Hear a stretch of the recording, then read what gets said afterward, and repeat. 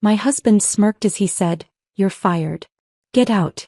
And drag that broken office chair with you." He bragged that Melissa would take my job and that divorce papers were already waiting. Security pushed me out, laughing. I didn't fight back, because the board meeting I arranged for tomorrow would expose every secret he thought I'd never dare reveal. "You're fired. Get out." Andrew slid the termination letter across his desk like he was discarding trash. Melissa stood beside him, her hand resting on his shoulder, her smile sharp and satisfied. "And drag that broken office chair with you," he added, gesturing to the tilted, worn-out chair in the corner. The one I'd complained about for 6 months. The one that had pinched my back through 18-hour coding sessions while he sat in his $1,500 Herman Miller executive chair. I stood there, staring at my husband of 3 years, my business partner of 3 years, the man who was now erasing me from the company I'd built with my own hands. Melissa, 7 years younger, perfectly polished, wearing a red power suit, smiled wider. "I'm taking over as CTO," she said. "Effective immediately."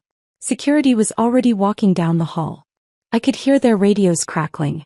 But what Andrew didn't know, what neither of them knew, was that my phone had just vibrated in my pocket. The signal I'd been waiting for. 24 hours until the emergency board meeting I'd secretly arranged. 24 hours until they learned exactly what happens when you try to destroy the woman who built everything. I didn't cry. Didn't argue. Didn't give them the breakdown they were clearly expecting. Instead, I walked to that broken chair, gripped its worn armrests, and dragged it across Andrew's polished concrete floors. It made a terrible scraping sound that echoed through the entire office. Every head turned. Every conversation stopped. This was supposed to be my moment of ultimate humiliation. Andrew had choreographed it perfectly. The public firing, the cruel detail about the chair, Melissa standing there as my replacement, security escorting me out like a criminal. But as I pulled that chair past the glass walls where my entire team watched, something crystallized inside me. This wasn't my lowest moment. This was the beginning of his downfall. Because Andrew had forgotten something crucial. I wasn't just some employee he could discard. I was the architect of everything Apex Digital Solutions had become. Every line of code. Every algorithm. Every innovation that made this company worth $23 million had come from my mind, my hands, my sleepless nights. And I had proof of everything he'd done. 3 years ago, none of this seemed possible. 3 years ago, Andrew and I were 2 graduate students at Arizona State University with nothing but ambition and each other. He was getting his MBA, always talking about disrupting industries and building empires. I was finishing my computer science master's degree, writing code that could predict cyber threats before they happened. We met at a campus coffee shop on a Tuesday night. I was debugging a complex algorithm, my 5th cup of coffee going cold beside my laptop. Most people's eyes glazed over when they saw my work. Andrew leaned over my shoulder and said, "Is that a predictive security model?" I looked up, surprised anyone recognized what I was building. He slid into the seat across from me without asking, and we talked until the coffee shop closed. He didn't understand the technical details, he was honest about that. But he understood the business implications immediately. "You're building something that could change how companies think about cybersecurity," he said, his eyes bright with genuine excitement. "Not reactive defense, but predictive protection. That's revolutionary." By our 3rd date, we were sketching out business plans on coffee shop napkins. He'd watch me code past midnight and say, "You're going to change the world, and I'll make sure everyone knows it." I believed him. God, I believed every word. 6 months later, we got married at the Maricopa County Courthouse on a Thursday afternoon. My parents flew in from Michigan. Lebanese immigrants who'd worked 2 jobs each to put me through school. My mother cried through the entire ceremony, clutching my father's arm and whispering prayers in Arabic. Andrew's parents drove over from their Scottsdale estate in a Mercedes that cost more than my parents had earned in 5 years. His mother wore designer sunglasses inside the courthouse and kept checking her phone. At the small lunch afterward, she asked me what I brought to the marriage besides my degree. "Education is valuable, of course," she said, cutting her chicken kebab into precise, small pieces. "But Andrew comes from a family with considerable resources and social standing. I'm simply curious what your contribution will be to this partnership." Andrew had defended me then. Put down his fork and looked his mother in the eye. "Hannah is going to build something that will make our name legendary in tech. Not because of Dad's real estate developments or your country club connections. Because of what her mind can create. I'd loved him so much in that moment. Believed we were building something together where both our names would matter equally. We started Apex Digital Solutions 2 weeks after the wedding, working out of our cramped 2-bedroom apartment in Tempe. The place cost $900 a month, barely affordable even with our combined graduate stipends, and smelled like the previous tenant's dog. But it had 2 bedrooms and we converted the second one into an office.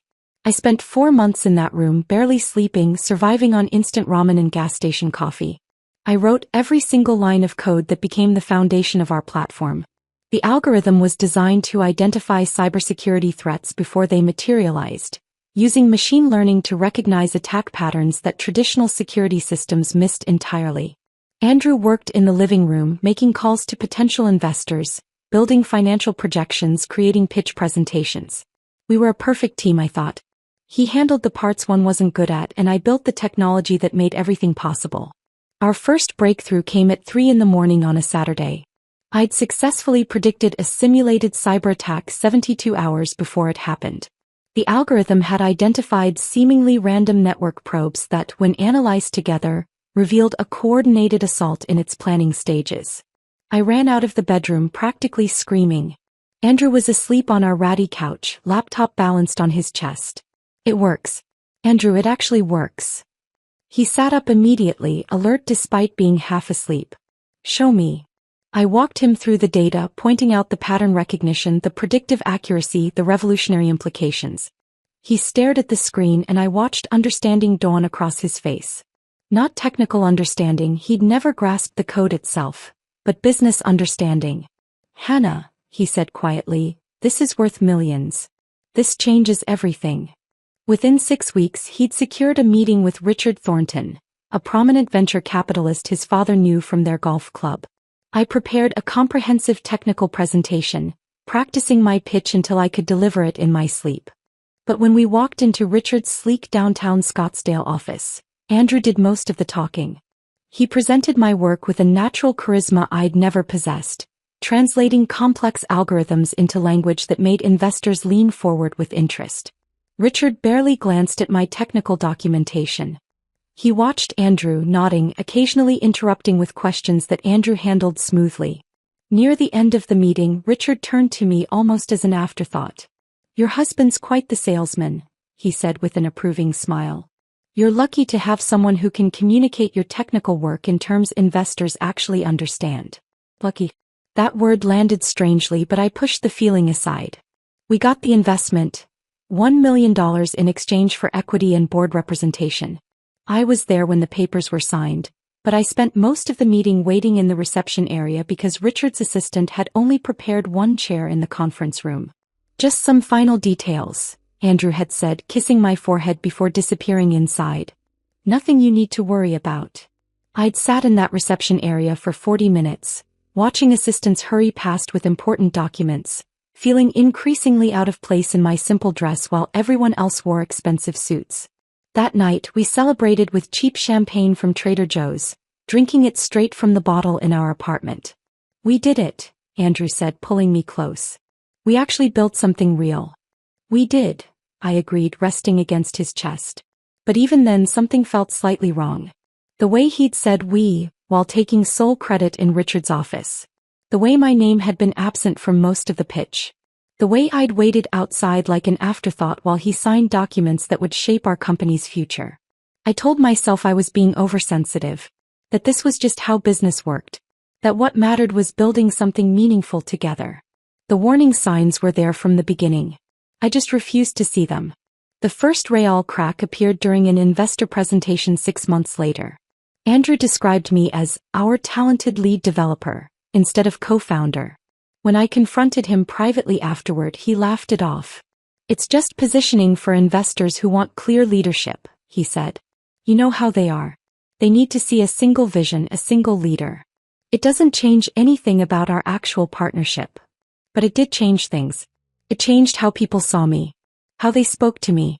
How they valued my contributions. By the time we hired our 10th employee, Andrew was scheduling board meetings without telling me. Making strategic decisions without my input. interrupting me during team meetings to clarify my technical explanations in simpler terms, as if I couldn't communicate my own innovations. I kept telling myself it was normal growing pains. We were scaling fast, and maybe this was just how companies evolved. Maybe I was being paranoid. My best friend Leah tried to warn me. She worked as an accountant for tech startups and had known me since undergrad.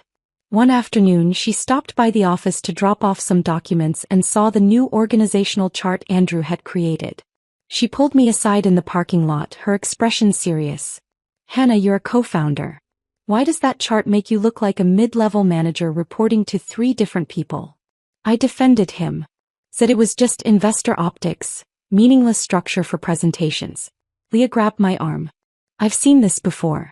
Men who start erasing women from the company story don't stop. They keep going until you're completely invisible.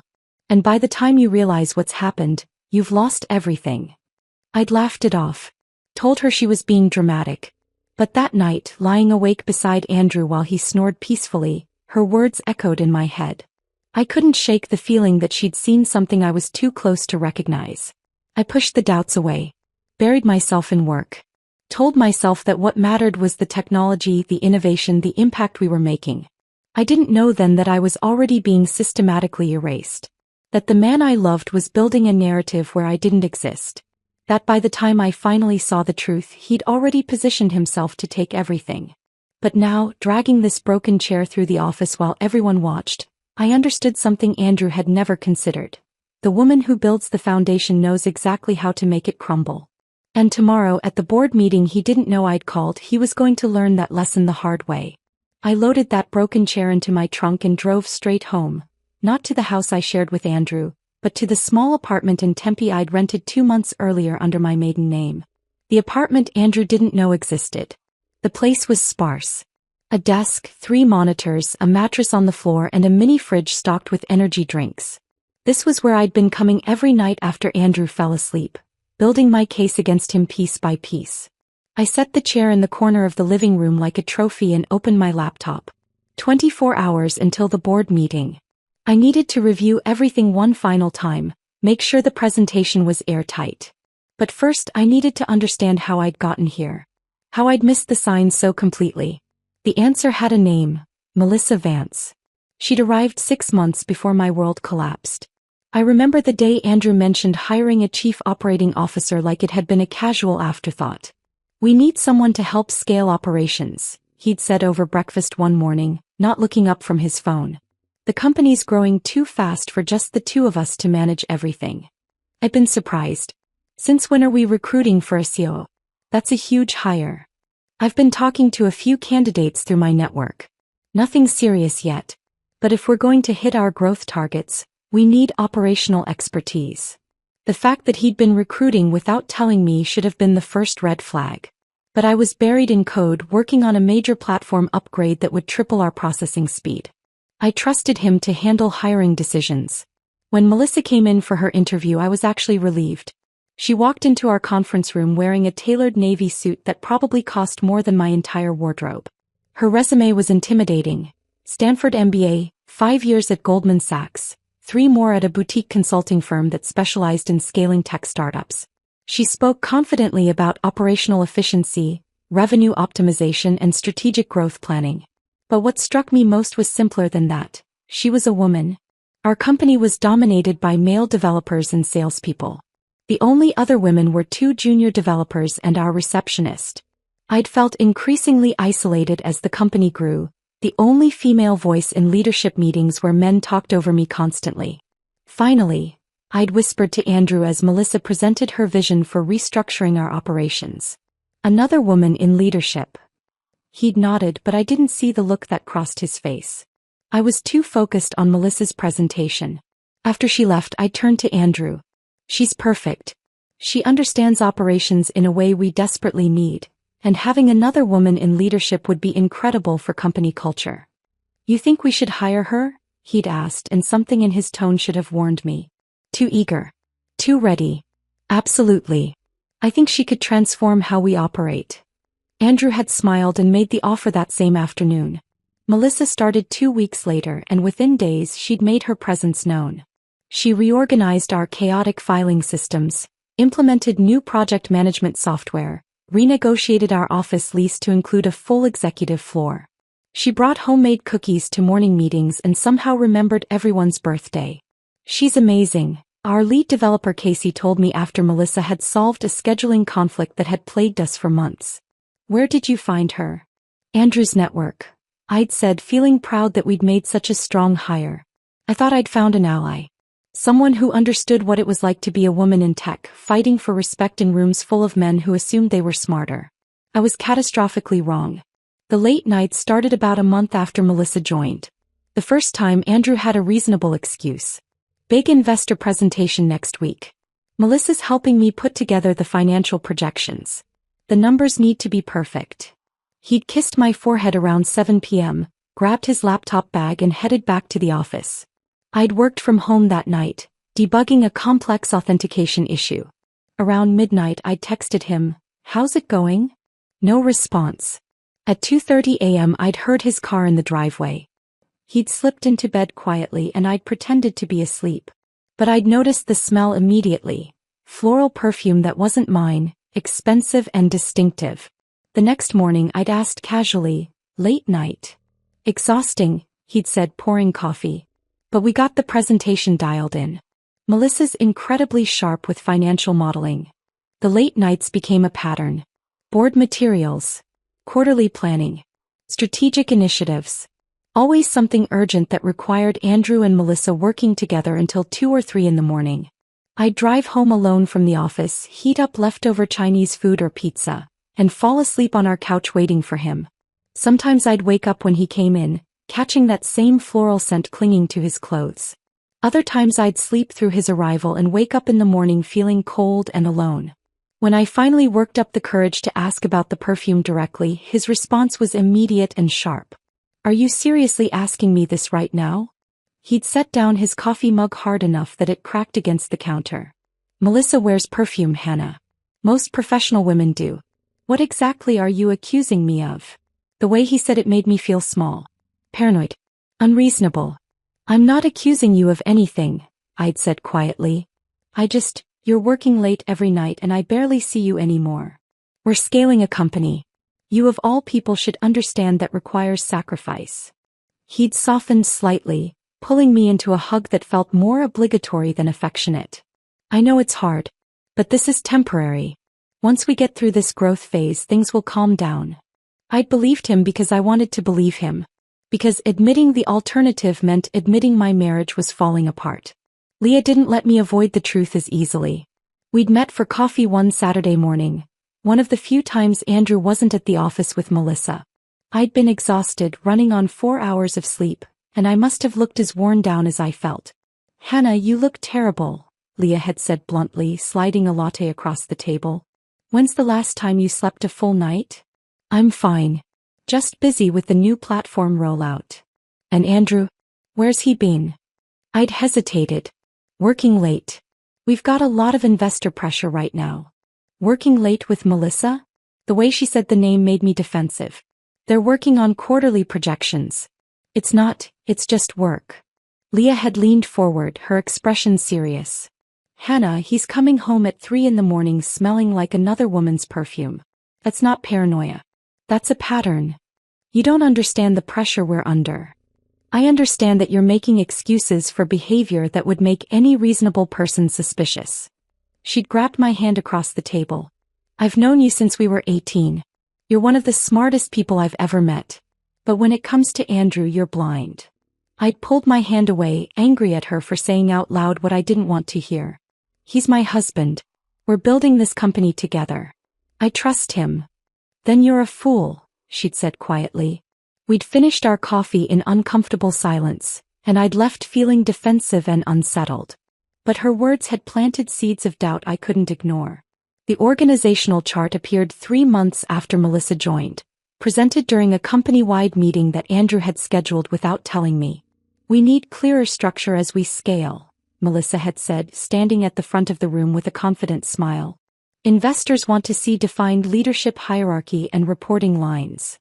She'd pulled up a slide showing a neat organizational chart. At the top, Andrew Hartwell, CEO. Directly below him, Melissa Vance, COO. And then various departments branching off. I'd scanned the chart looking for my name, my title, my position as co-founder. There, tucked away on the left side, 3 levels down. A small box labeled Technical Lead Hannah Kareem, with a dotted line reporting to Melissa. Not co-founder. Not CTO. Technical Lead. A middle management title that suggested I was just another employee. I'd felt the blood drain from my face as everyone in the room studied the chart. Casey glanced at me with confusion. Other developers whispered to each other. Any questions? Melissa had asked brightly. I'd stood up, my chair scraping loudly against the floor. I have a question.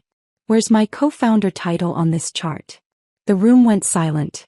Melissa's smile had faltered slightly. Hannah, this is just for investor presentations. It's about showing clear operational structure. I'm a co-founder of this company. I built the entire platform. And you've positioned me as a mid-level manager reporting to you. Andrew had stood up then, his voice calm and patronizing. Hannah, let's discuss this privately. No. I'd felt something break inside me. Everyone here knows I founded this company with you. I wrote every line of code. And now you're erasing me from the organizational structure. You're being dramatic, Andrew had said, and the way he said it, like I was an unreasonable child throwing a tantrum, made me want to scream. But I'd looked around the room and seen the expressions on people's faces. Some sympathetic. Others uncomfortable. A few, the newer employees who only knew Andrew's version of our story, looked confused, like they couldn't understand why the technical lead was making such a fuss. I'd walked out of that meeting and gone straight to Andrew's office. He'd followed me in and closed the door. That was unprofessional. I'm a co-founder, I'd said, my voice shaking. There shouldn't be hierarchy between us. He'd leaned back in his expensive Herman Miller chair, the $1,500 one he'd purchased while I still sat in a broken chair that tilted dangerously to the left, and studied me like I was a problem to be managed. It's just for presentations, Hannah. Investors want to see clear structure. This doesn't change our partnership. It changes everything, I'd said. That chart becomes reality. New employees will treat me like I'm just another manager instead of a founder. Melissa will think she has authority over me. Melissa is CEO. She does have operational authority. Over me. Over the person who built everything this company is based on. Over technical operations, yes. He'd stood up, walking around the desk to stand too close to me. Hannah, you're brilliant with code. Nobody's questioning that. But companies need structure. They need clear leadership. And right now, the leadership investors want to see is me at the top, Melissa handling operations, and you doing what you do best, building technology. The dismissal in his voice had been crushing. Like my role was small. Manageable. Replaceable. I'd left his office feeling like I'd just lost a fight I didn't know I was having. That organizational chart became gospel. New hires started calling Melissa their boss. She began scheduling meetings without inviting me, making decisions about technical timelines without consulting me. And Andrew stopped including me in board communications entirely. I was being erased from my own company, and it was happening so gradually that by the time I fully understood what was occurring, the damage was already done. The moment I knew for certain came on an ordinary Tuesday afternoon. I'd walked into Andrew's office to ask about a technical decision. Something routine, a question that should have taken 30 seconds. The door was ajar, so I'd pushed it open. Melissa was there, standing beside Andrew's desk, leaning over his computer screen. They were close, too close, their shoulders touching as they reviewed something together. The air was thick with her perfume. That same expensive floral scent I'd been smelling on Andrew's clothes for months. They jumped apart when I entered, but not quickly enough. I'd seen everything in that split second. The way her hand had been resting on his arm, the way he'd been looking at her with an intimacy I recognized because he used to look at me that way. Hannah, Andrew had said, his voice too loud, too forced.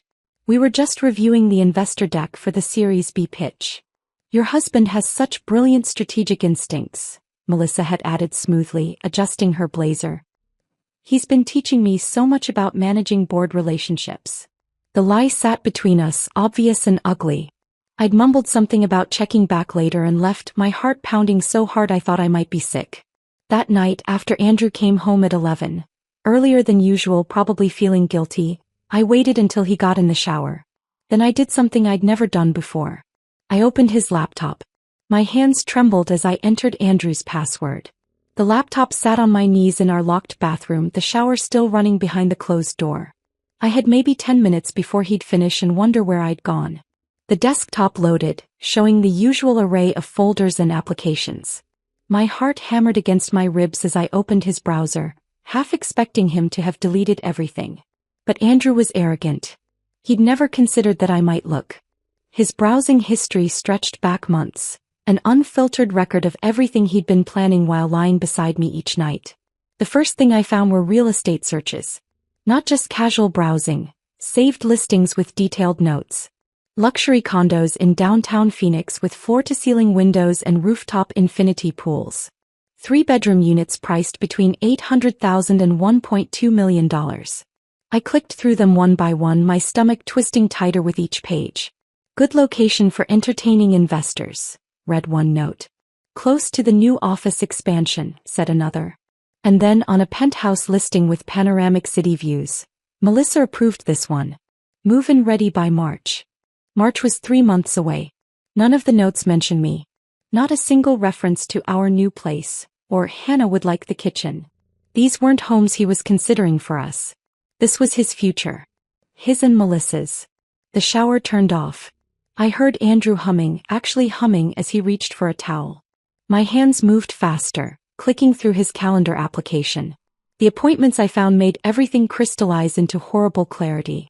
Tuesday, 2 p.m., property viewing Meridian Tower. That was the same Tuesday he texted me saying he had a meeting with potential Series B investors. Thursday, 4 p.m., viewing Roosevelt Lofts. I remembered that day.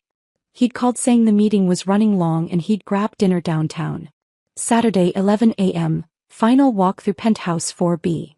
Last Saturday, when he told me he had an emergency board prep session. Every viewing had a second attendee listed, Melissa Vance. I clicked on his messages, finding a thread with her that went back months. Melissa, loved the penthouse. Perfect for what we discussed. 3 bedrooms gives us the space we'll need. Andrew, agreed. I'll make an offer this week. Timeline still looking good for March move-in, right after everything's finalized. Melissa, as long as we stick to the plan. The timing has to be perfect. Andrew, don't worry. I've got it handled. She won't see it coming. Not Hannah. Not my wife. Just she, like I was an obstacle to be managed rather than a person they were destroying. I heard the bathroom door handle rattle. Hannah? You in there? Just a minute, I called out, my voice remarkably steady. I took rapid screenshots with my phone, the camera shutter sound muted, capturing every damning message. Everything okay? Fine. Just finishing up. I closed the browser windows, clearing the history of my snooping but not his actual browsing data. Then I opened a random news article so the laptop would look like I'd just been reading. When I unlocked the door, Andrew stood there in his pajama pants, hair damp from the shower. He looked at the laptop in my hands. Needed to check something for work, I said casually. My laptop's downstairs. He nodded, not suspicious. Why would he be? I'd never given him reason to doubt my trust before. That night I couldn't sleep. While Andrew snored peacefully beside me, the sleep of someone who had no idea his secrets were unraveling, I lay awake staring at the ceiling, my mind racing through everything I'd discovered. At 2 a.m. I gave up pretending. I slipped out of bed, grabbed his laptop from the living room and locked myself in our home office. If he was planning to destroy me, I needed to know exactly how deep this went. I bypassed his main financial folders. Those would be sanitized, showing only what he wanted visible. Instead, I dug deeper, looking for hidden directories and archived files that most people forgot existed. That's where I found them. Financial records he'd moved to an obscure backup folder, probably thinking they were safely buried. Wire transfers to companies I'd never heard of. Tech Consult Solutions. Strategic Growth Partners. Meridian Advisory Group. Each one receiving regular payments ranging from $10,000 to $25,000, all categorized as operational consulting fees. I opened a new browser tab and searched for Tech Consult Solutions. The website looked professional enough at first glance. Generic stock photos of diverse business people in meetings, vague language about strategic business optimization. but the address listed in the footer made my blood run cold. It was in Mesa. The same address Melissa had listed on her employment paperwork as her emergency contact. Her cousin's house. I searched the other companies. Strategic Growth Partners traced back to a Scottsdale address I recognized. Andrew's college roommate Marcus owned a law practice there. Meridian Advisory Group had no physical address at all, just a registered agent in Delaware. They were shell companies. Fake businesses set up to funnel money out of Apex Digital Solutions and into Andrew's and Melissa's pockets.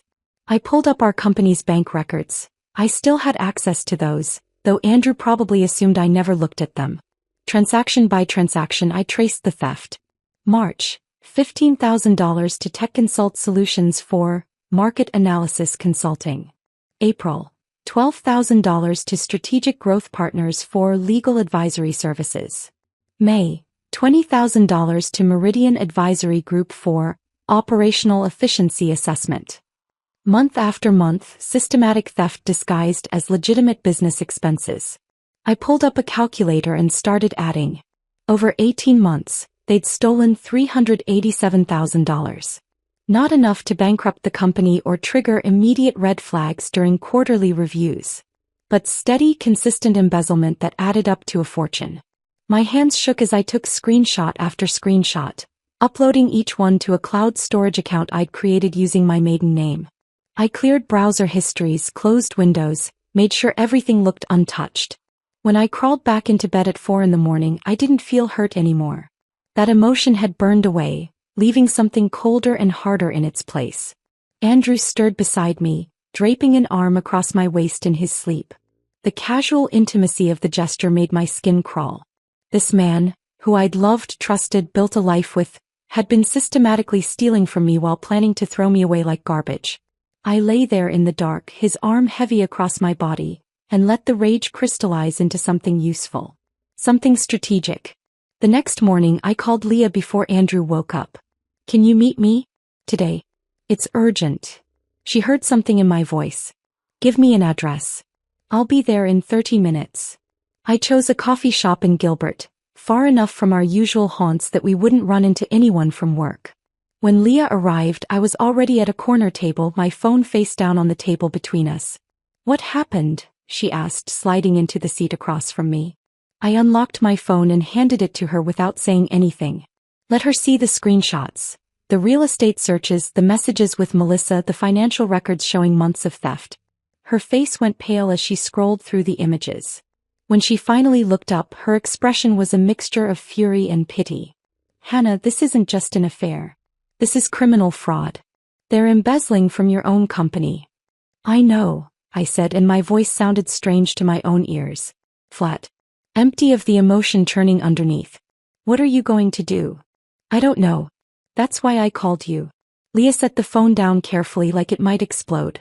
"You need more than this. Screenshots can be dismissed, explained away.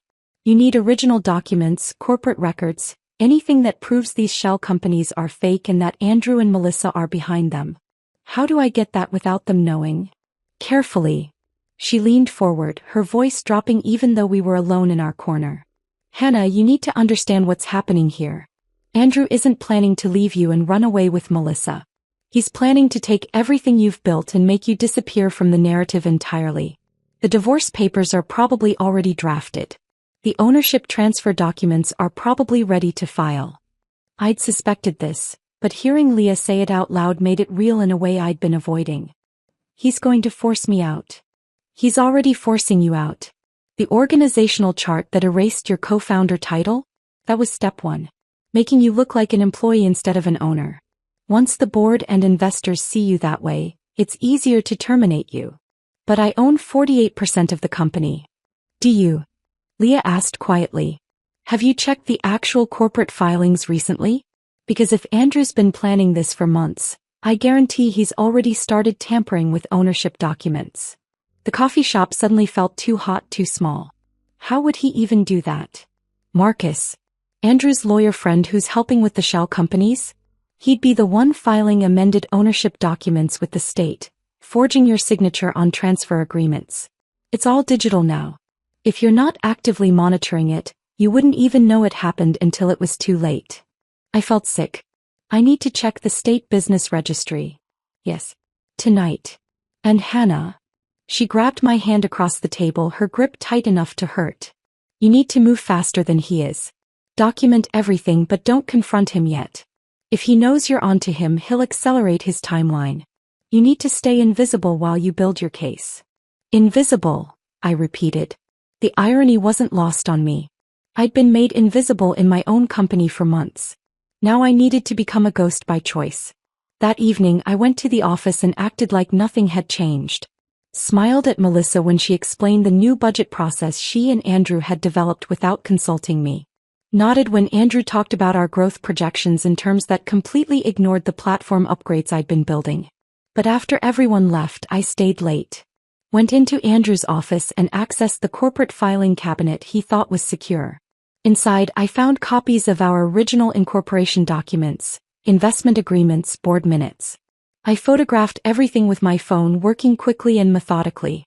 Then I went to my own desk and started pulling code repositories, commit histories, email chains from our early days that proved I'd built the entire platform alone.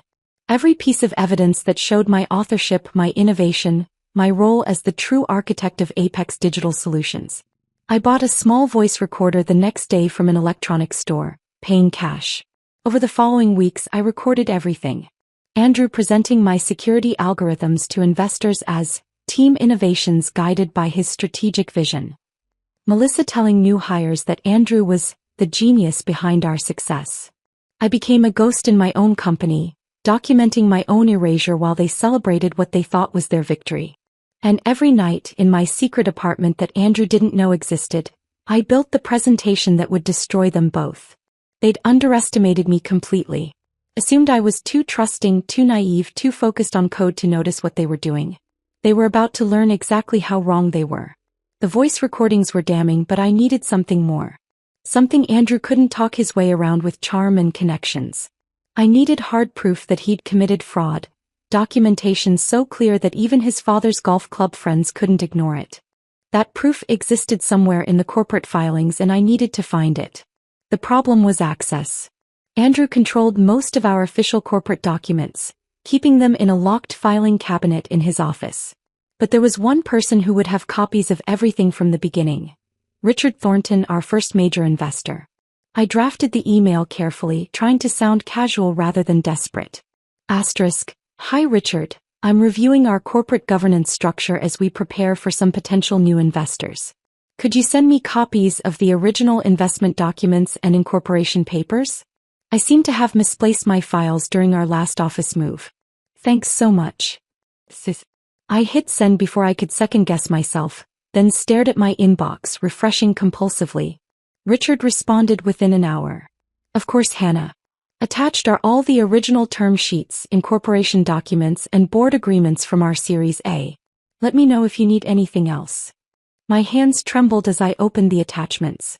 PDF after PDF loaded on my screen. Documents I'd signed 3 years ago when everything was new and full of promise. The original incorporation papers were dated January 15th, 3 years ago. Right there on page 3, under Founding Members and Equity Distribution. Hannah Karim, 50% ownership, co-founder, Chief Technology Officer. Andrew Hartwell, 50% ownership, co-founder, Chief Executive Officer. Equal. We'd been equal partners. I'd known this, of course, but seeing it in black and white made something twist in my chest. This was what we'd agreed to. What we'd built together. I opened the State Business Registry website and pulled up Apex Digital Solutions' current corporate filing. The one that was supposed to be public record, showing our official ownership structure. The document had been last updated 6 months ago. Filed by Marcus Brennan on behalf of the company. I scrolled down to the ownership section and my vision blurred. Hannah Karim, 35% ownership, technical lead. Andrew Hartwell, 45% ownership, Chief Executive Officer. Melissa Vance, 20% ownership, Chief Operating Officer. Not co-founder. Technical lead. And my 50% had been reduced to 35. According to the filing, I'd signed ownership transfer documents on March 12th, agreeing to dilute my shares to bring in Melissa as a strategic partner with 20% equity. I'd never signed anything like that. March 12th was 6 months ago. I'd been in San Francisco that entire week at a cybersecurity conference, presenting our platform to potential enterprise clients. I downloaded the transfer documents attached to the state filing and zoomed in on the signature line. There was my name, signed in flowing script that looked vaguely like my handwriting but wasn't quite right. It was too looped. The in Kareem was too angular. Someone had tried to forge my signature, but they hadn't been particularly careful about it. I pulled up other documents I'd actually signed. Employment agreements, vendor contracts, office lease renewals. My real signature was there for comparison and the differences were obvious. The forged document wasn't even close. Andrew had committed securities fraud. Forged my signature to illegally transfer corporate ownership. And he'd been so arrogant, so certain I'd never check, that he hadn't even bothered to make it convincing. I sat back in my chair at the secret apartment, staring at the two documents side by side on my monitor. Original filing showing 50-50 ownership. Current filing showing I'd been diluted to 35% through documents I'd never signed. This was it. The smoking gun.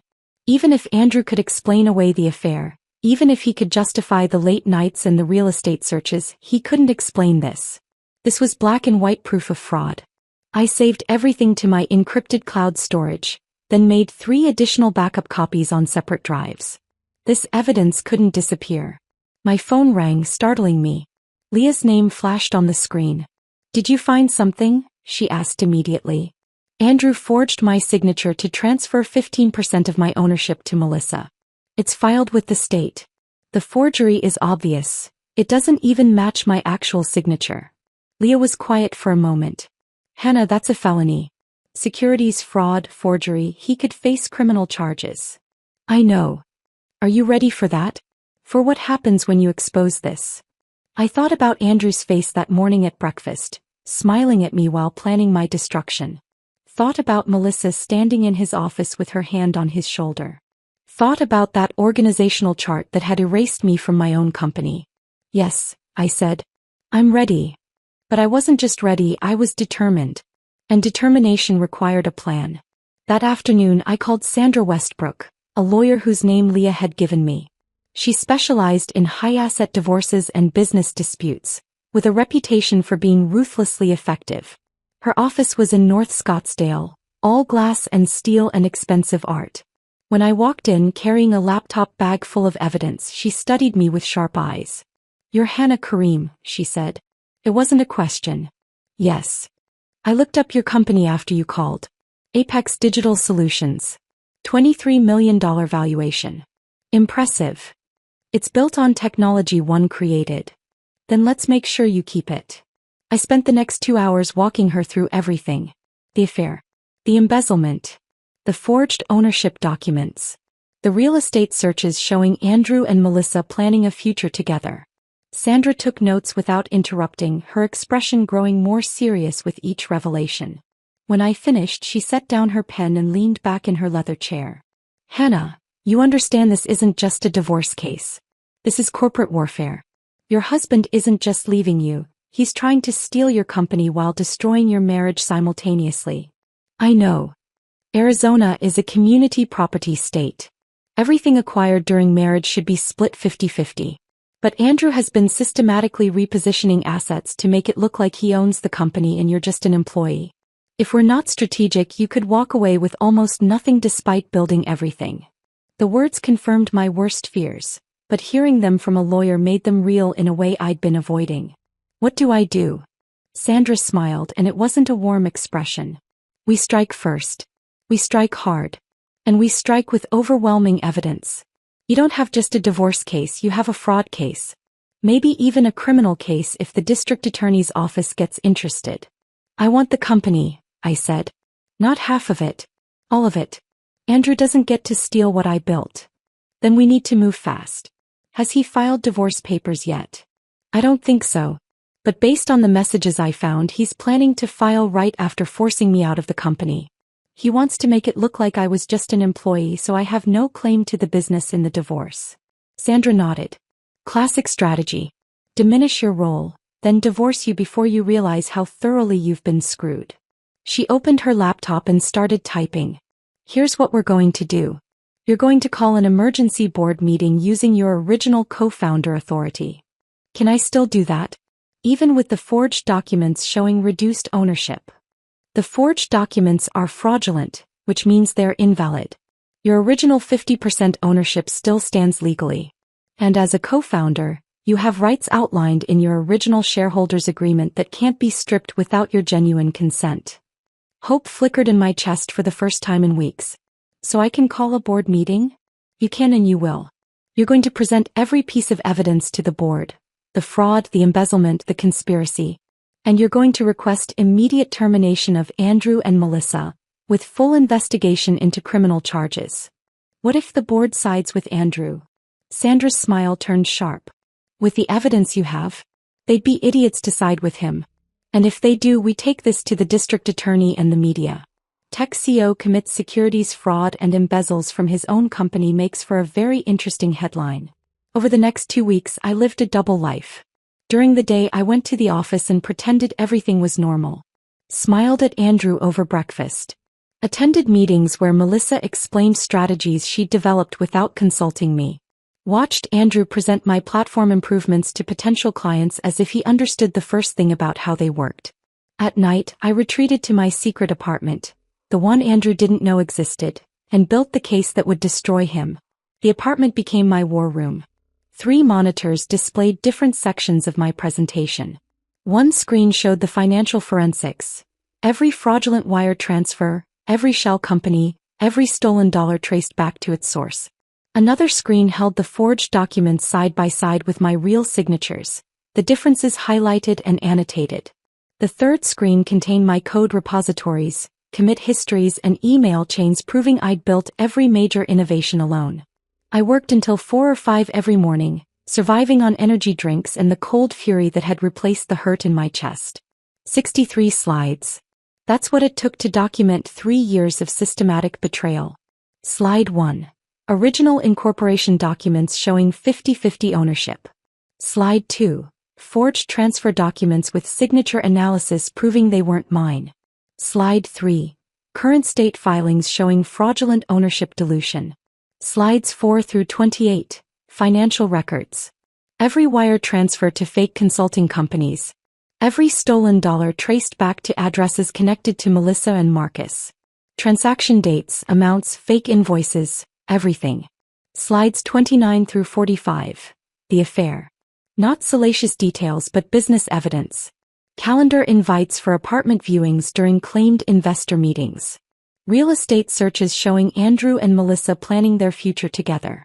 Messages discussing timing the transition and making sure everything's in place before we tell her. Slides 46 through 58. Credit theft. Code repository logs showing my authorship of every major platform feature. Recorded conversations where Andrew claimed credit for my innovations. Investor presentations where he described himself as the technical visionary while I was relegated to implementation. Slides 59 through 62. The conspiracy. Email chains between Andrew, Melissa, and Marcus discussing my planned termination. The organizational chart that erased my co-founder status. The systematic isolation from board communications and strategic decisions. Slide 63. My proposal. Immediate termination of Andrew Hartwell and Melissa Vance. Full criminal investigation. Restoration of my proper ownership and authority. And my vision for the company's future, without the people who'd tried to steal it. 2 days before the confrontation I called Richard Thornton from my apartment at 6 in the morning. He answered on the 3rd ring, his voice groggy. Hannah, it's 6 a.m. What's wrong? Richard, I need to invoke Section 4.3 of our shareholders' agreement. I'm calling an emergency board meeting for this Wednesday at 2 p.m. Silence. Then, that's highly irregular. What's going on? I'm exercising my rights as co-founder to call an emergency meeting when there's evidence of financial misconduct or breach of fiduciary duty. Hannah. You're going to want every board member there, Richard. And you might want legal counsel on standby. More silence. I could hear him processing, probably pulling up our shareholders' agreement to verify I actually had this authority. How bad is it? I looked at my monitors, displaying slide after slide of Andrew's crimes. bad enough that if even half of what I present is accurate, Andrew and Melissa will never work in tech again. Richard's voice dropped. All business now. I'll make the calls. But Hannah, whatever you're planning, you need to be absolutely certain you have the evidence to back it up. Andrew has relationships with these board members. They trust him. If you come in with accusations and can't prove them, this will backfire spectacularly. I have everything I need. After I hung up, I sat alone in my empty apartment, surrounded by evidence of my husband's betrayal, and allowed myself one moment of doubt. Was I about to blow up my marriage, my company, possibly my entire life? Then I remembered his smirk as he told me I was fired. Melissa's satisfied smile. That broken chair they'd made me drag through the office as my final humiliation. They'd already destroyed everything. I was just making sure everyone knew about it. The morning of my termination, I woke up before Andrew. He was still asleep, one arm flung across the empty space where I'd been lying. I studied his face in the early light coming through our bedroom window, relaxed, peaceful, completely unburdened by guilt or conscience. In 24 hours, that peace would be shattered. I showered, dressed in the same charcoal suit I'd worn to our first investor pitch 3 years ago. If this was going to be my last day as an employee of the company I'd founded, I wanted to look like someone who belonged there. Andrew was already gone when I came downstairs. No note. No text. Just an empty coffee cup in the sink and the faint smell of his cologne lingering in the kitchen. My phone buzzed at 8:45. Andrew's assistant, Carol. Hannah, Andrew needs to see you in his office. Immediately. Her voice had a strange quality, too careful, too rehearsed. Like she was reading from a script. I'll be right there, I said, even though we both knew this wasn't a request. The drive to the office took 15 minutes. I spent every second of it breathing slowly, keeping my hands steady on the wheel, reminding myself that this was theater. Andrew's final performance. And I just needed to play my part until tomorrow's board meeting. The parking garage was nearly full. I had to park in the uncovered section now, the spots farthest from the building, because Andrew had reorganized parking assignments 3 months ago. Executive leadership got covered parking. Everyone else, including the co-founder who'd built the technology that made the company valuable, walked through Phoenix summer heat. I grabbed my laptop bag and walked toward the building, feeling the 110-degree heat press against my skin like a physical weight. Inside, the air conditioning was almost shocking. I took the elevator to the second floor, where the main workspace sprawled out in an open floor plan I'd helped design. Developers hunched over their monitors. Project managers clustered around whiteboards. The normal hum of productive work. But as I walked toward Andrew's corner office, heads started turning. Conversations died mid-sentence. People watched me pass with expressions that ranged from curiosity to pity to something darker, satisfaction. They knew. Somehow they all knew what was about to happen. Carol was at her desk outside Andrew's office, her eyes fixed on her computer screen like it was the most fascinating thing she'd ever seen. She couldn't look at me. Go ahead, she said quietly. They're waiting. They. Plural. I opened the door and stepped into a scene that had clearly been choreographed for maximum humiliation. Andrew sat behind his massive mahogany desk, the one we'd bought together at an estate sale, joking that one day we'd be successful enough to deserve it. Melissa stood beside him, her hand resting possessively on his shoulder, wearing a crimson power suit that probably cost $3,000. Her hair was perfectly styled, her makeup flawless. She looked like she was posing for a magazine photo shoot about female executives. Gary from HR lurked in the corner, clutching a manila folder against his chest like a shield. He at least had the decency to look uncomfortable. The overhead lights were harsh, angled in a way that cast shadows across my face. I realized with a sick jolt that this was intentional. Andrew had positioned the lighting to make me look older, more tired, more defeated. This wasn't just a termination. It was a production. Sit down, Hannah, Andrew said, gesturing to the chair across from his desk. I'm fine standing. Something flickered in his eyes, annoyance that I wasn't following his script. But he recovered quickly, his expression settling back into cold professionalism. Suit yourself. He picked up a document from his desk and slid it across the polished surface toward me. The paper made a soft scratching sound as it moved. Effective immediately, your employment with Apex Digital Solutions is terminated. The words hung in the air between us. I looked down at the termination letter. My name. My position listed as technical lead. Not co-founder, not CTO. The reasons for termination: performance issues, failure to collaborate with leadership, and conduct inconsistent with company values. I read it twice, letting the lies sink in. Then I looked up at Andrew. Performance issues, I said flatly. Yes. He leaned back in his chair, the $1,500 Herman Miller executive chair I'd never been offered. Your work has been declining for months. You've become difficult to work with. Combative in meetings. Resistant to strategic direction. Each accusation was delivered smoothly, like he'd practiced this speech. Maybe he had. Maybe he'd stood in front of his bathroom mirror rehearsing how to destroy me. And drag that broken office chair with you when you leave, he added, gesturing to the corner where my old chair sat. The one that tilted dangerously to the left. The one that had pinched my back through countless 18-hour coding sessions. Wouldn't want you claiming we kept your property. The cruelty of it was breathtaking.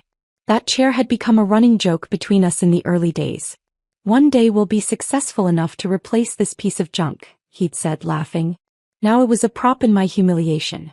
Melissa stepped forward, her smile sharp and satisfied. I'll be taking over as Chief Technology Officer, effective immediately. He paused, letting that sink in. I know this is difficult, Hannah, but sometimes companies just outgrow their original staff. It's nothing personal. Original staff. The words landed like a slap. I'm not staff, I said quietly. I'm a co-founder. I built every line of code that makes this company worth $23 million. We're a co-founder, Andrew corrected. Your ownership stake has been diluted significantly due to performance-based adjustments. It's all documented in the corporate filings. You should have paid more attention. My phone vibrated in my pocket. The double pulse I'd programmed. Richard Thornton's confirmation that the emergency board meeting was scheduled for tomorrow at 2 p.m. 24 hours. That's all they had left. I could have screamed at them.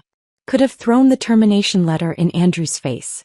Could have told them exactly what I'd discovered about the embezzlement, the forged documents, the criminal conspiracy they'd built. But that wasn't the plan. The plan required me to play the part of the defeated woman who didn't see it coming. So I stayed silent. Gary cleared his throat. Security is waiting outside to escort you out. Standard protocol for all terminations. Of course, I said. Wouldn't want to make a scene. Andrew pulled out another envelope, this one with a law firm's logo embossed in the corner. He set it on the desk between us like it was nothing, like he was passing me a restaurant menu. The divorce papers are already filed, he said casually. They'll be served tomorrow morning at the house. I figured it would be cleaner to handle everything at once, professional and personal. Just rip the Band-Aid off, you know? 3 years of marriage. 8 years of knowing each other. He was ending both our partnership and our marriage in the same 10-minute meeting, surrounded by witnesses, with the same emotional investment he'd give to canceling a subscription service. Melissa's hand moved from his shoulder to his arm, a gesture of comfort and possession. The intimacy of it was obscene. Hannah, this doesn't have to be ugly, she said, her voice dripping with false sympathy. You can still be proud of what you helped build in the early days. Not everyone gets to be part of something that becomes this successful. Helped build. Early days. Like I was some minor contributor whose role had been completed and was no longer needed. The door opened behind me. 2 security guards stepped inside. Tony and Marcus, guys I'd chatted with every morning for 3 years. They wouldn't meet my eyes now. Let's make this easy, Tony muttered, his voice apologetic. Through the glass walls of Andrew's office, I could see the entire company watching. Developers had abandoned their code. Project managers had stopped mid-presentation. Everyone was frozen, staring at the spectacle. Some faces showed sympathy. Others looked uncomfortable, like they were witnessing something they wished they could unsee. But a few, the newer employees, the ones Andrew had carefully cultivated, wore expressions of satisfaction. Finally, their faces said. Finally, the difficult woman who questioned everything was being removed. Andrew stood up and his smirk grew wider. Don't forget your chair, he said again, pointing to that broken piece of furniture in the corner. I insist. I understood then. This final touch of humiliation wasn't improvised. It was the centerpiece of his performance. He wanted everyone to see me dragging that broken chair through the office. Wanted them to watch me reduced to collecting my sad little belongings like a fired secretary, not a founder being illegally forced out. I walked to that chair, gripped its worn armrests, and pulled. It scraped across Andrew's polished concrete floors with a terrible sound that echoed through the entire office. Every conversation stopped. Every head turned. I dragged it past my desk, the one I'd occupied since we moved into this building. Past the developers I'd personally hired and trained. Past Casey, who looked like she might cry. Past the conference room where I'd presented our first major breakthrough to investors 3 years ago. Past the wall of awards. Tech Innovator of the Year. Best Cybersecurity Platform. Fastest growing startup. Every single one bore Andrew's name alone as if I'd never existed. The lobby doors opened automatically. The Phoenix heat hit me like a wall. 110 degrees, the kind of dry heat that stole the moisture from your lungs. Security followed 3 steps behind, their radios crackling with routine traffic. My car was parked in the far corner of the uncovered lot, where Andrew had relegated me months ago. I walked toward it, pulling that ridiculous chair, sweat already forming on my back. Other employees watched from the windows. I could feel their eyes following me. I reached my car and opened the trunk. The chair barely fit, one wheel hanging out at an awkward angle. I had to shove it twice before it settled. Then I sat in the driver's seat for exactly 3 minutes, watching the dashboard clock tick forward. 9:47, 9:48, 9:49. At 9:50 I started the car and drove away from Apex Digital Solutions for what Andrew thought was the last time. I didn't go home to the house we'd shared. Instead, I drove to my secret apartment in Tempe, the one he didn't know existed, the one that had become my war room over the past 2 months. I parked in the covered garage, pulled that broken chair out of my trunk and carried it upstairs.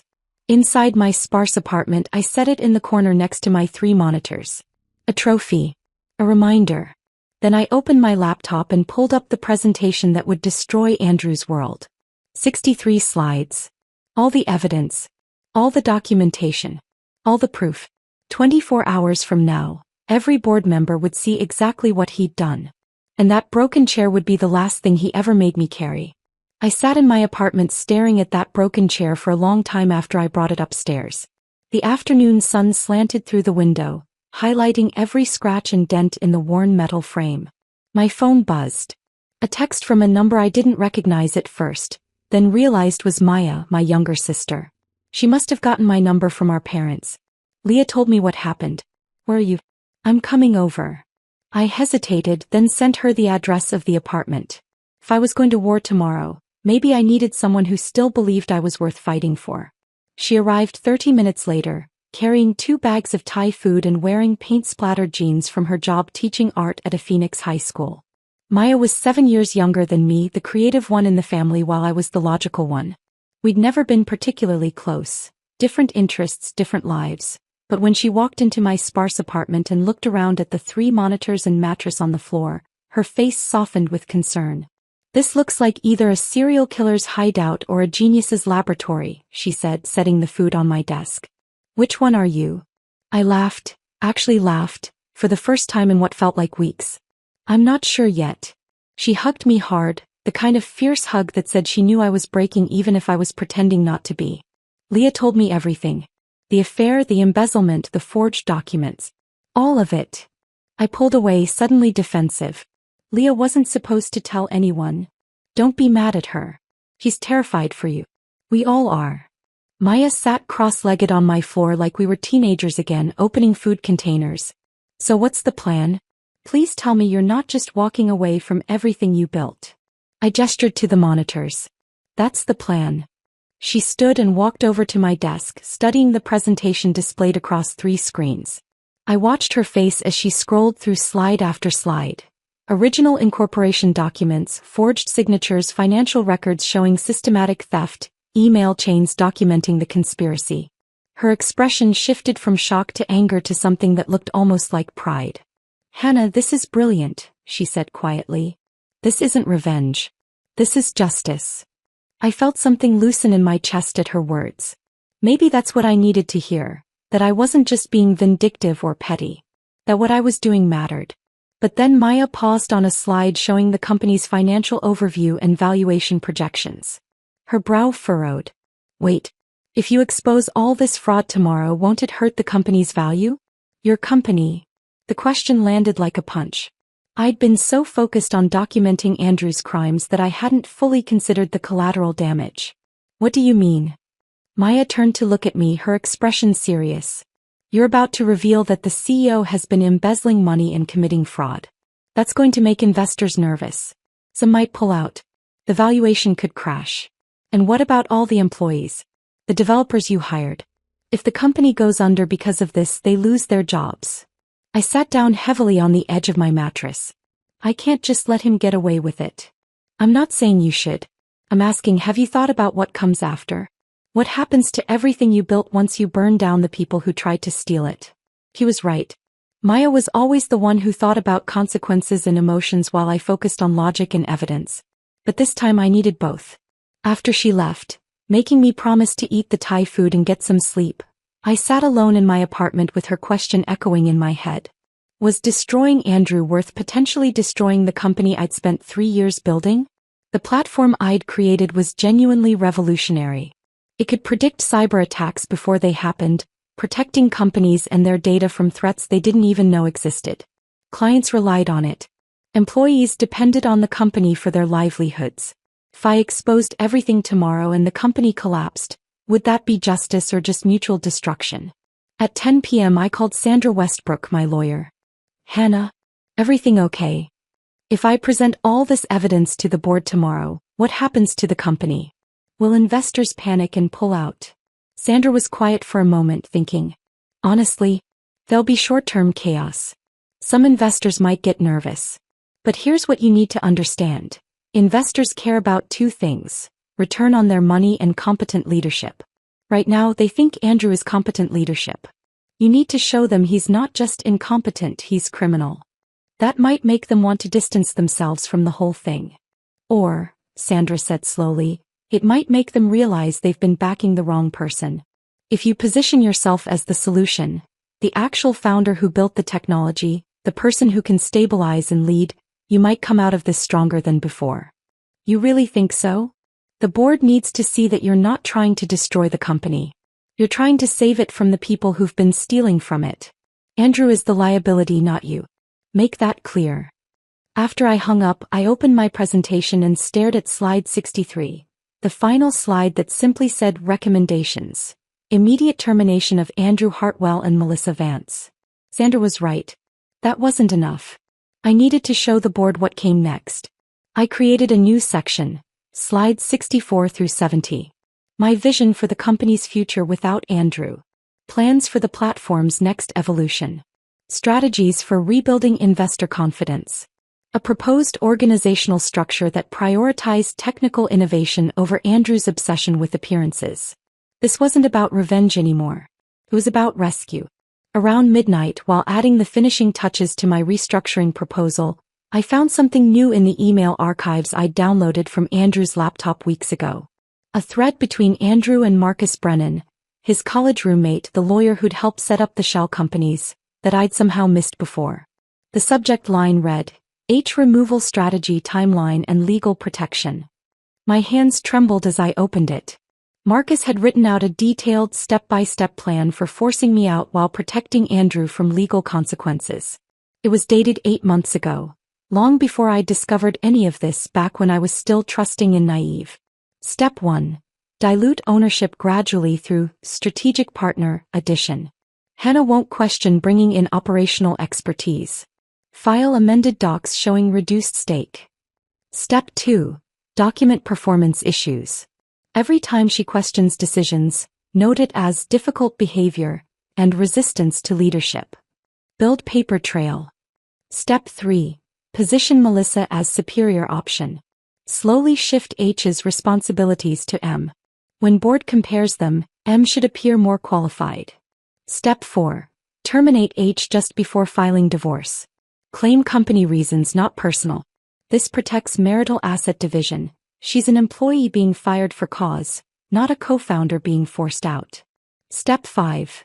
File divorce immediately after termination. By then, corporate documents show H as minority stakeholder and former employee. Limits her claim to company assets. Marcus had mapped out my destruction like it was a legal brief. And Andrew had followed the plan perfectly. I took screenshots of every email in the thread and added a new section to my presentation. Third-party conspiracy. Marcus Brennan's legal malpractice.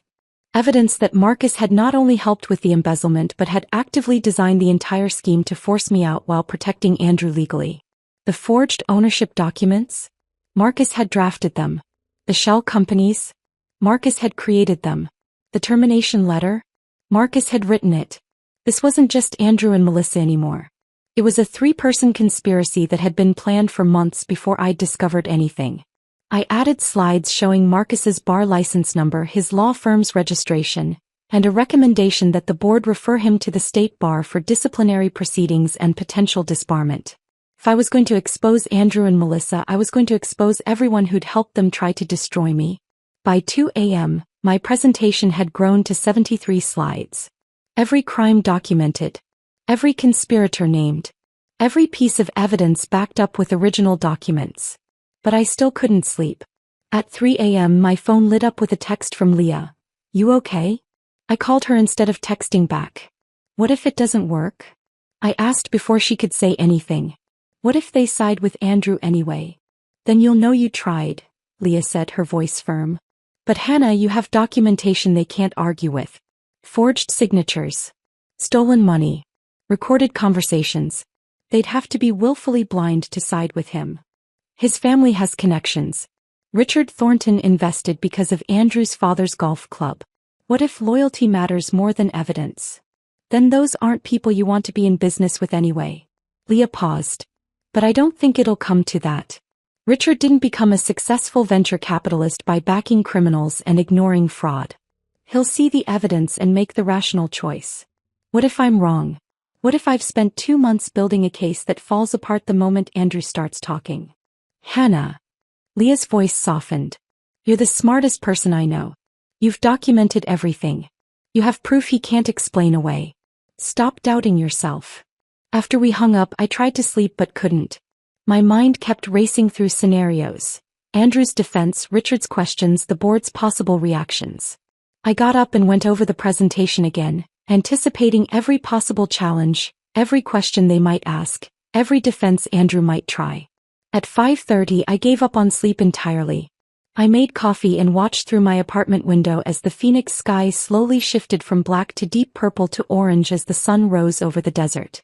Today was the day. In 9 hours I'd walk into that board meeting and present 73 slides of evidence that would either reclaim my company or destroy everything I'd built trying. My phone buzzed one more time. "Maya, go get him. You've got this." I looked at the broken office chair sitting in the corner of my apartment, then at the 3 monitors displaying my presentation. Andrew thought he'd won yesterday when he made me drag that chair through the office. Thought he'd humiliated me into submission. He had no idea what was coming. I finished my coffee, showered, and put on the same charcoal suit I'd worn yesterday, the one from our first investor pitch. If this was going to be the day I took back my company, I wanted to look like the founder I'd always been. Not the employee they'd tried to make me. I arrived at the office at noon, a full 3 hours before the board meeting. The parking lot was nearly empty. Most employees were out for lunch. I pulled into a visitor spot, not the covered parking I'd lost months ago, and sat in my car for a moment, gathering myself. This was it. Everything I'd worked for over the past 2 months came down to the next few hours. I grabbed my laptop bag and 3 backup drives, then walked through the lobby doors. The receptionist looked up, startled to see me. "Hannah?" I thought. "Emergency board meeting," I said calmly. "Richard Thornton should have notified security." She checked her computer, confused but professional. "Yes, you're cleared. Conference room B." The main conference room. The same room where Andrew had presented my innovations as his own countless times. I took the elevator to the 2nd floor, my heart beating steadily but hard. The conference room was empty, exactly as I'd hoped. I needed time to set up without Andrew or Melissa interfering. I arranged 3 laptops on the table, my primary presentation machine and 2 backups in case Andrew tried something technical to sabotage me.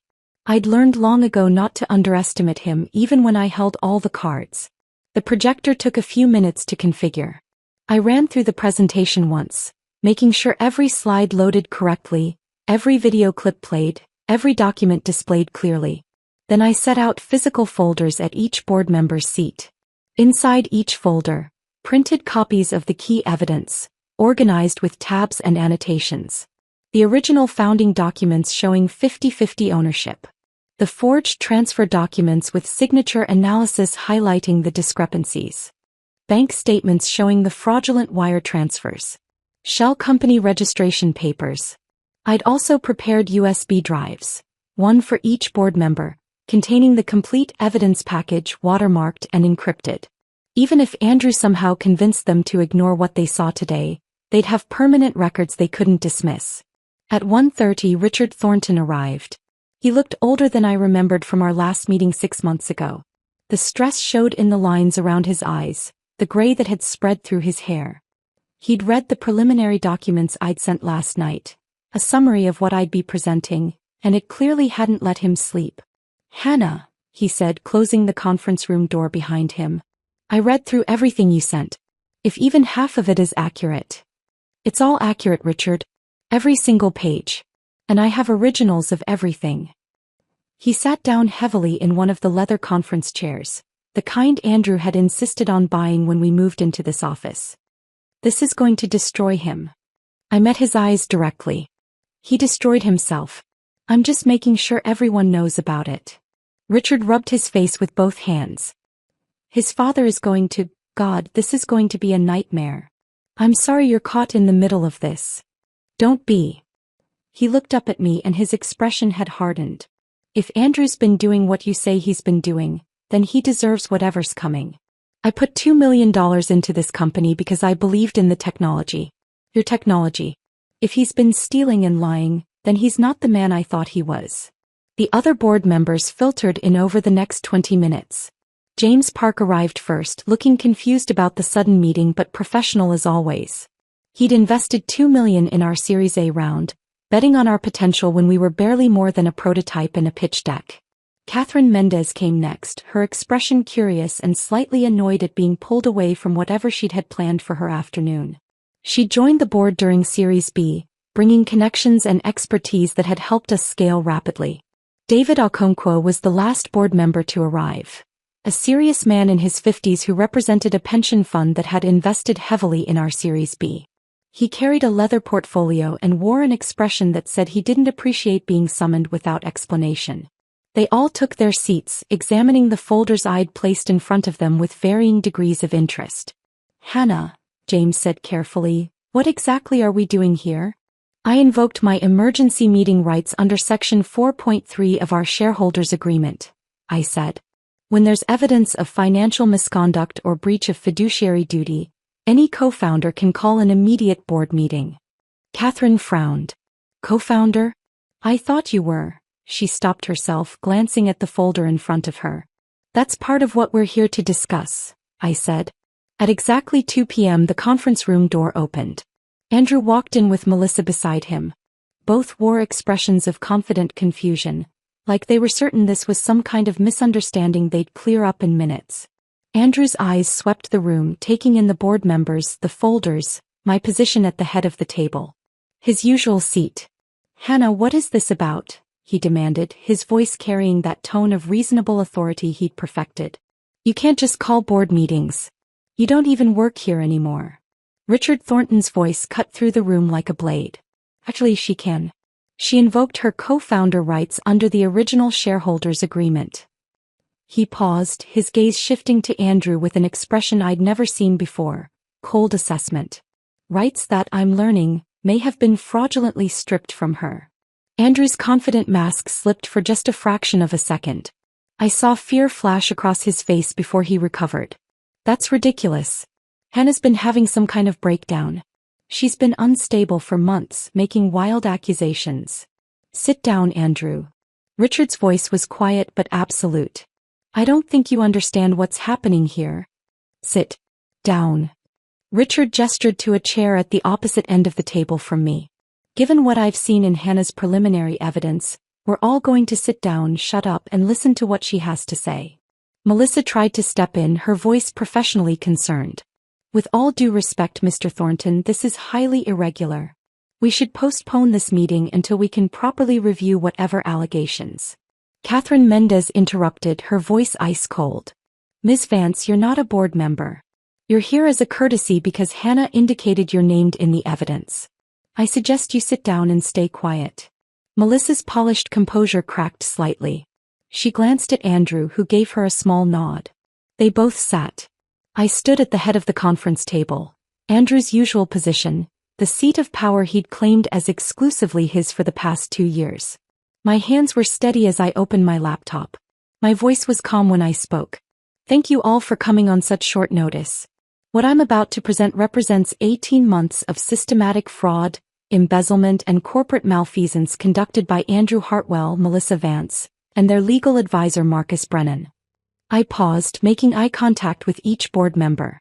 By the end of this presentation, you'll understand exactly why I'm requesting their immediate termination as employees and officers of this company, with full investigation into potential criminal charges. Andrew started to stand. This is absurd.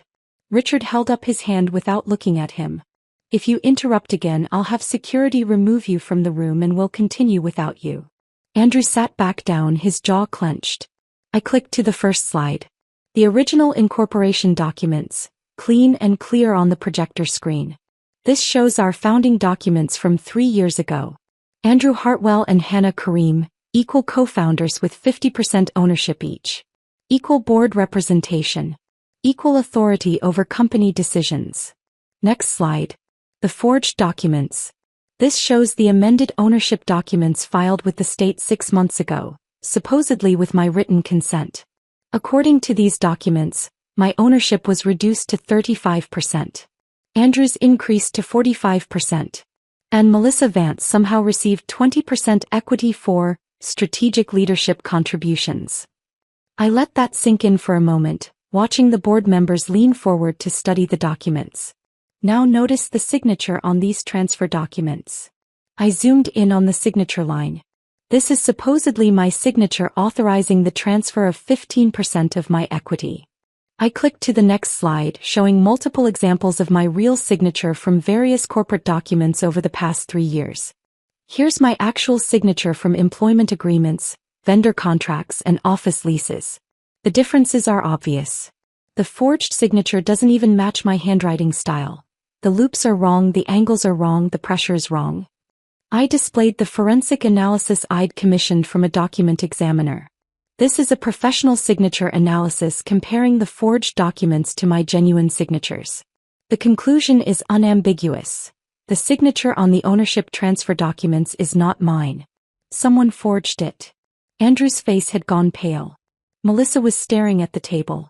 So the question becomes, I continued, who had the motive, means, and opportunity to forge my signature and file fraudulent ownership documents with the state? For the next hour and a half, I methodically destroyed every lie Andrew had built. Slide after slide of bank records showing wire transfers to fake consulting companies. I traced each shell company back to its registration. Melissa's cousin's address in Mesa, Marcus Brennan's law office in Scottsdale, a Delaware registered agent with no physical location.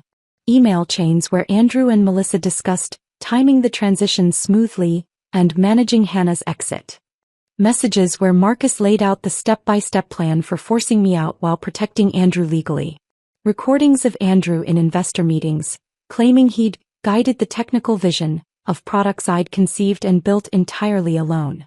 His voice filled the conference room, smooth and confident, taking credit for innovations he'd barely understood. Code repository logs with timestamps showing every commit, every change, every major feature addition. All traced back to my account, my work, my late nights turning ideas into functioning reality. Calendar records showing Andrew viewing luxury condos with Melissa during hours he told me he was in investor meetings. Real estate searches with notes like, Melissa approved this one, and move-in ready by March. The divorce filing, dated and ready to be served the day after my termination, timed perfectly to catch me at my most vulnerable. By the time I reached slide 73, the final slide of evidence, Andrew was slumped in his chair, all his confident charisma evaporated. Melissa looked like she might be physically sick, her face pale and drawn. The board members' expressions had shifted from initial skepticism to shock to something colder and harder. The look of people who'd been lied to and were now calculating exactly how angry they should be. I closed my laptop and faced them directly. I'm not here to destroy this company. I built Apex Digital Solutions from nothing and I intend to lead it into the future.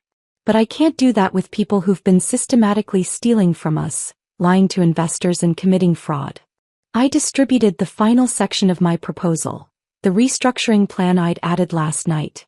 This outlines my recommendation for moving forward. Immediate termination of Andrew Hartwell as CEO and employee, with full investigation into criminal charges. Immediate termination of Melissa Vance with similar investigation. Referral of Marcus Brennan to the State Bar for disbarment proceedings. Restoration of my proper 50% ownership stake. And my appointment as CEO, with a clear vision for the company's future that prioritizes technical innovation and ethical leadership. Richard Thornton looked around the table at the other board members. Does anyone have questions before we vote? Catherine Mendez raised her hand. Hannah, why didn't you come to us when you first discovered this? Why wait until after your termination? I'd anticipated this question. Because Andrew spent 2 years positioning himself as the visionary leader and me as technical support. He cultivated personal relationships with all of you while systematically isolating me from board communications and strategic decisions. If I'd come forward with partial evidence months ago, he would have claimed I was unstable, jealous of Melissa, or trying to sabotage the company out of personal grievances. I paused. I needed irrefutable proof. Documentation so thorough and comprehensive that even Andrew's charm, his family connections, and his carefully constructed narrative couldn't explain it away. Catherine nodded slowly. You have that now. Richard's voice was formal, final. All in favor of Hannah Karim's proposal for immediate termination of Andrew Hartwell and Melissa Vance, investigation into criminal charges, and Hannah's appointment as CEO? Every hand went up. Unanimous. Andrew's face went white. You can't do this. My father invested specifically because... Your father, Richard said, his voice cold as winter, invested in this company because of Hannah's technology. Not because of your last name.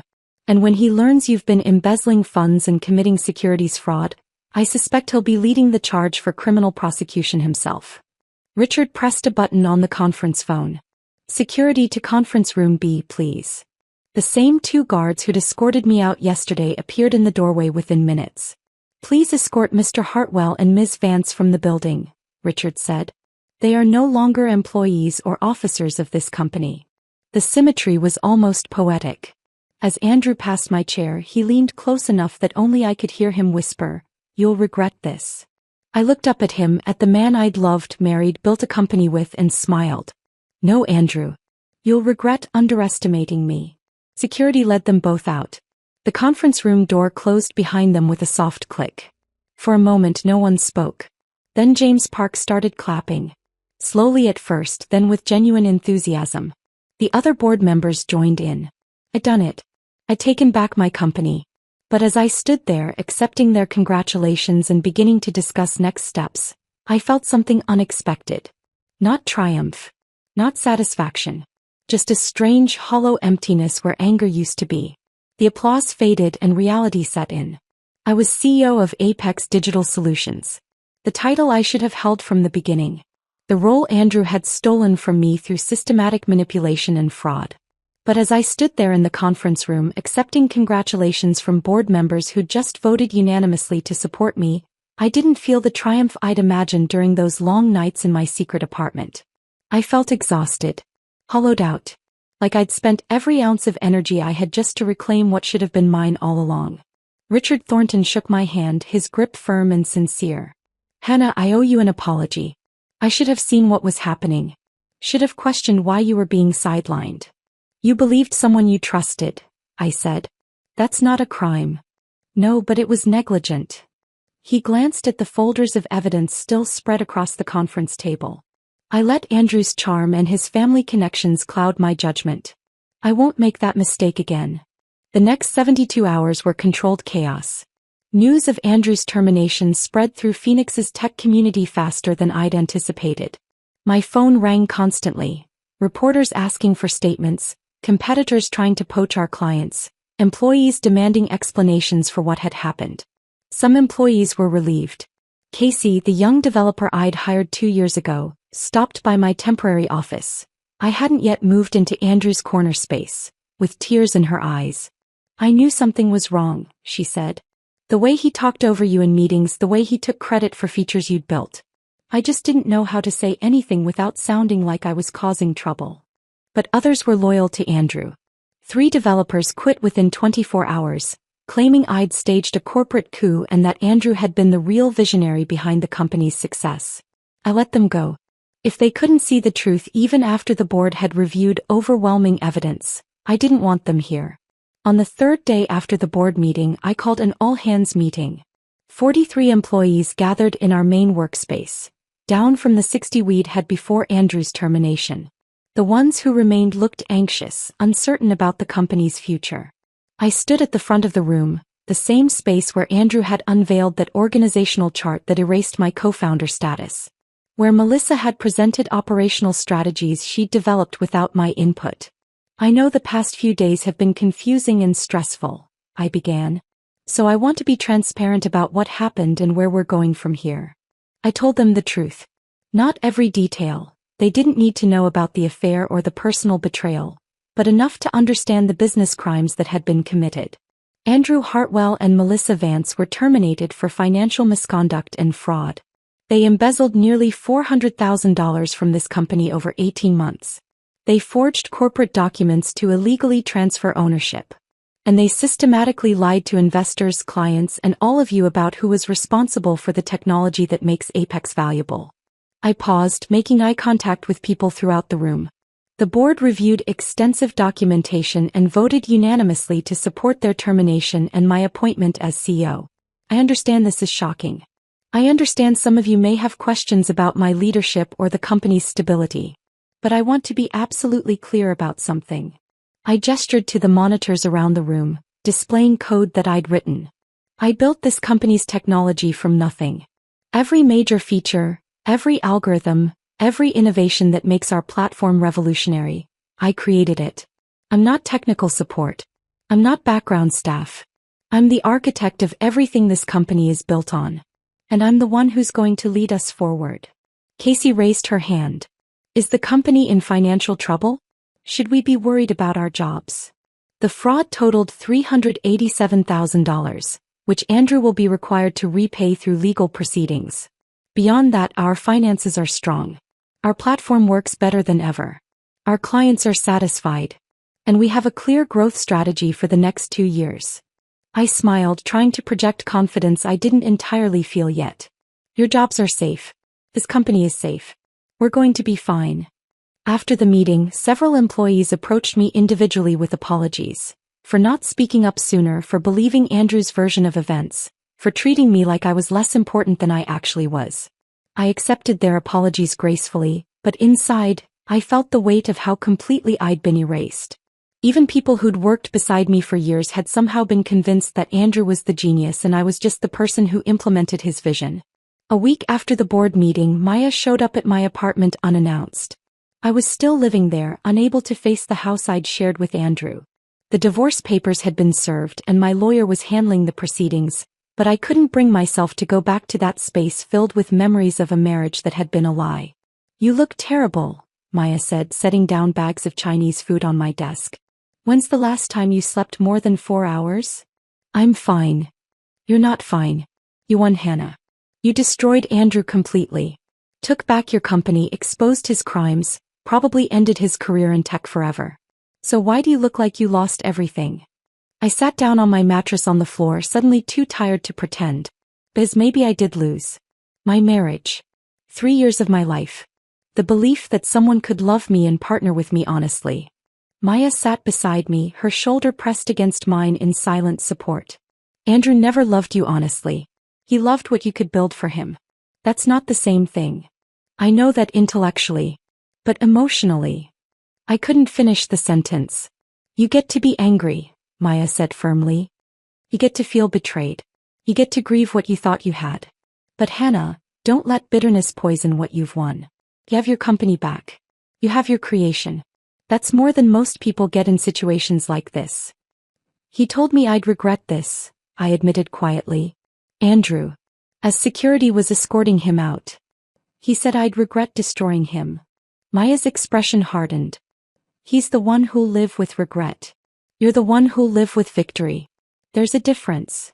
3 weeks into my role as CEO, I made my first major hire, Patricia Summers as Chief Operating Officer. She was 55 with 30 years of operational experience across multiple tech companies. She'd scaled 3 successful startups and had a reputation for no-nonsense leadership and operational excellence. During her interview, I decided to be completely honest about what had happened. The previous COO was having an affair with my ex-husband and helped him embezzle from the company.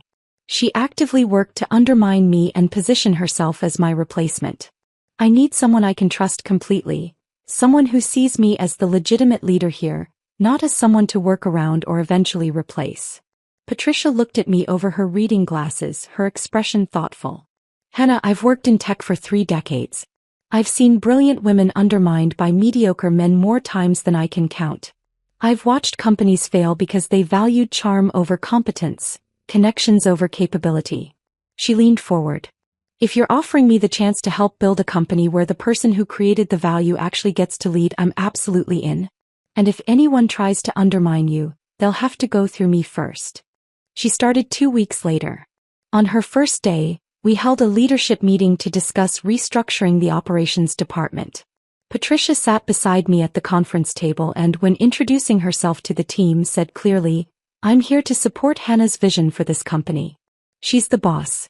Everything we do in operations needs to serve the platform she's built and the strategy she's developing." That simple word, boss, said with genuine respect and no hint of condescension, made something tight in my chest finally loosen. Over the next 3 months, Patricia and I rebuilt the operations department from the ground up. We hired based on competence rather than connections. We implemented transparent processes for decision-making. We created clear communication channels that ensured I was never again cut out of strategic discussions. Slowly, painfully, the company began to stabilize. 6 months after the board meeting, I finally moved into the corner office.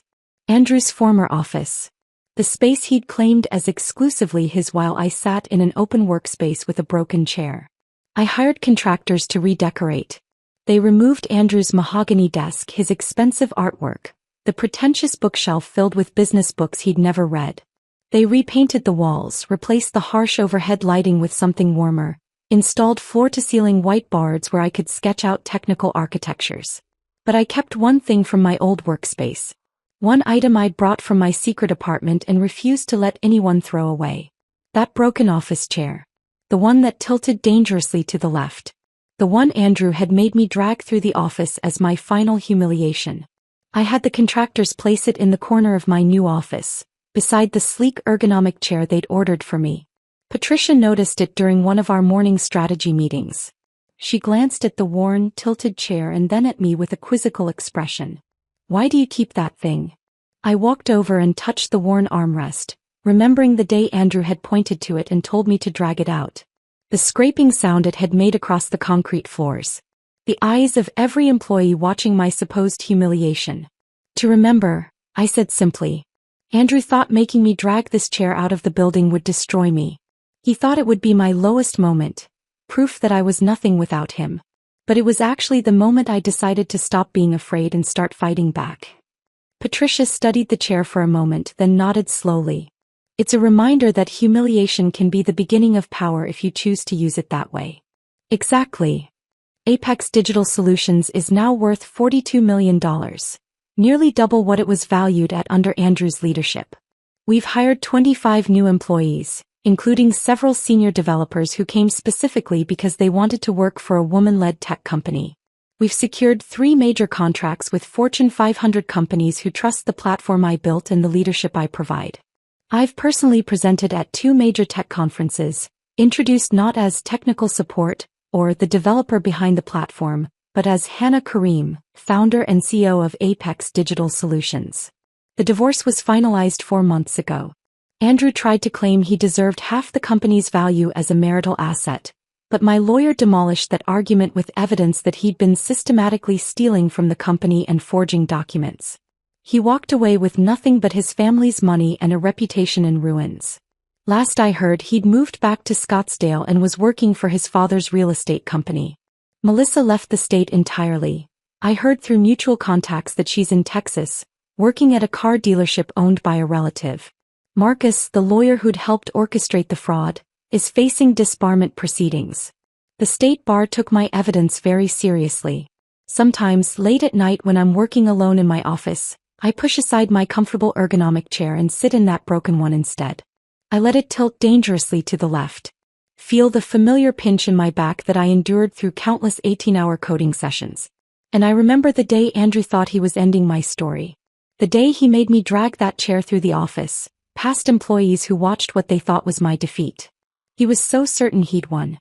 So confident that I'd slink away quietly, accepting the role he'd assigned me, the disposable technical staff who'd served her purpose and could now be discarded. He had no idea that day was actually my beginning. The moment I stopped being the woman who built in the shadows and became the woman who fought in the light. I kept that broken chair because it reminds me of something important. Never underestimate the woman you try to destroy. She might be the one who built everything you're standing on. And she definitely knows how to take it all away and build something better in its place. If this story of brilliant revenge had you on the edge of your seat, hit that like button right now. My favorite part was when Hannah dragged that broken chair through the office, knowing the board meeting was just 24 hours away. What was your favorite moment? Drop it in the comments below. Don't miss more thrilling stories like this. Subscribe and hit that notification bell so you never miss an upload.